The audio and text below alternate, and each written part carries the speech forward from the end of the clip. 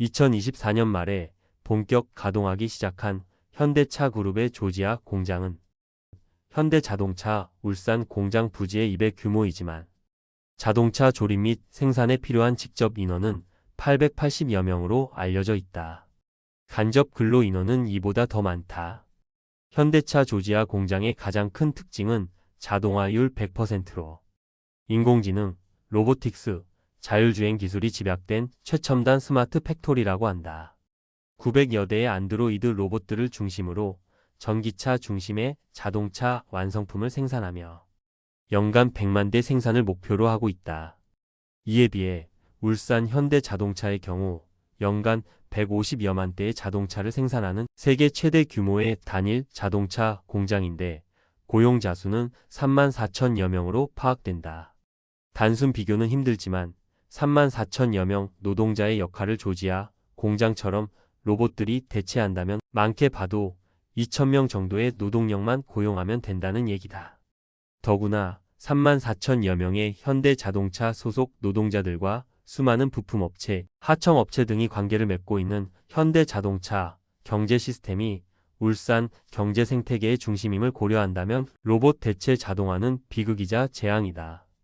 지금도 차세대 안드로이드 로봇 기계에 박차를 가하고 있는 현대자동차의 자동화 플랜이 완벽하게 구현된다면 사실 울산 현대자동차 공장 역시 사람보다 기계가 더 많고 중심적인 역할을 수행하게 될 것이다. 참고로 현대자동차 그룹은 휴머노이드 로봇 전문 기업인 보스턴 다이내믹스를 인수하여 더욱 성능이 높은 인공지능 휴머노이드 로봇 개발에 주력하고 있다.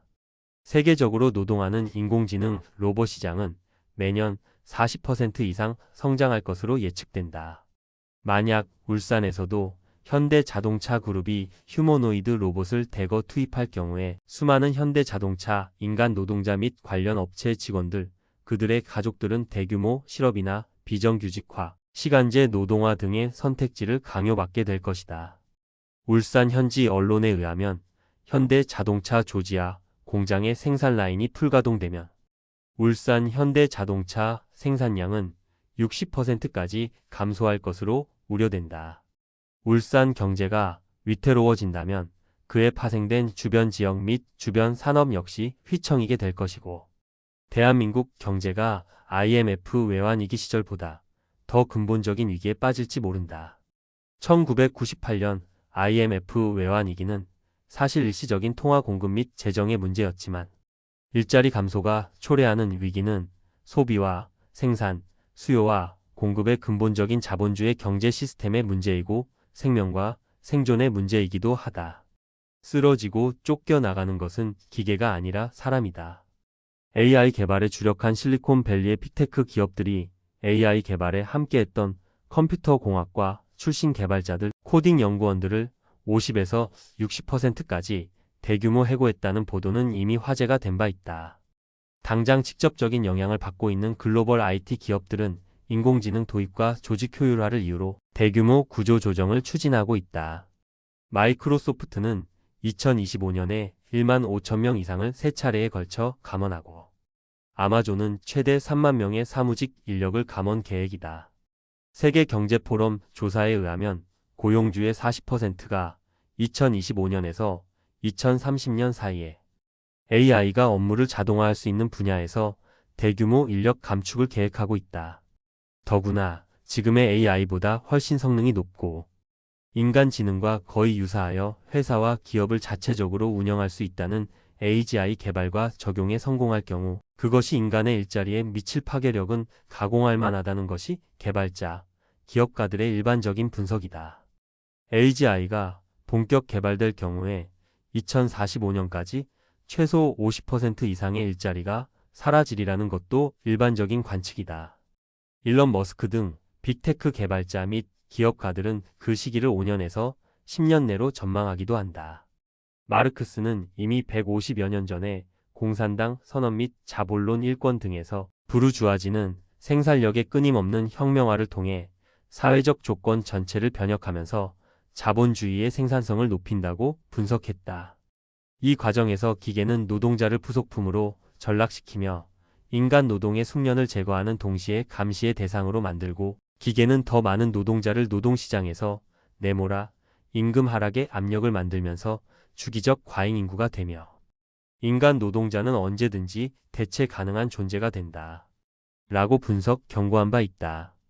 실제로 영국의 산업혁명 이후 기계가 노동을 대체하면서 노동자들의 임금 하락, 자본에 대한 대항력이 약화되었으며 절대적 궁핍화가 처절하게 진행되었다.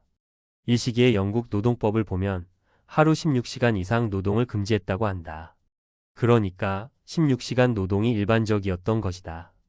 이런 인간에 대한 자본의 지배, 야만적이고 폭압적인 노동 착취가 근절될 수 있었던 것은 제국주의 지배로 인한 식민지, 잉여 가치의 재분배를 통해 노동자의 불만을 완화한 것, 말스에서 연언한 사회주의 혁명에 대한 공포 등으로 자본가들이 노조활동을 허용하고 임금 상승과 근로조건 향상, 복지 제공 등의 양보적, 타협적 자세를 취했기 때문이다.